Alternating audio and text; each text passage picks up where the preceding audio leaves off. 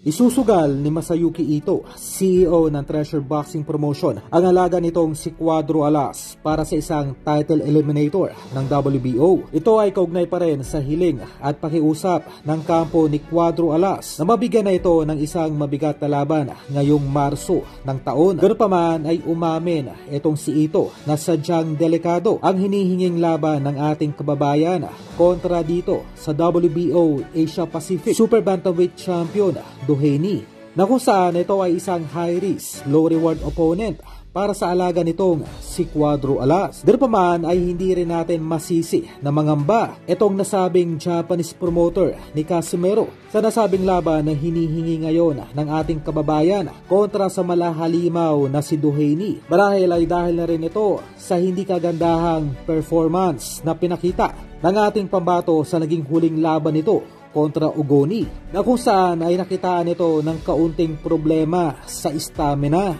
Para po sa kaalaman ng lahat ay sadyang nangangamba ngayon itong si Ito na matalo itong kanyang alagang si Cuadro Alas sa susunod nitong laban, dahil sa oras na matalo si Casimero sa paparating nitong laban ngayong Marso ay paniguradong maglalaho na rin ng parang bula ang tsansang makalaban pa si Inoue, na alam ng lahat na doon pa lamang makakabawi ng kikitain ang nasabing promoter mula sa naging investment nito kay Cuadro Alas. だからその後ね、5月、6月とかでね、ちょっと起用してやっていけたらなと思ってるから。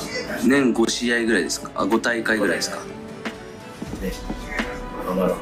5大会はやりたいから。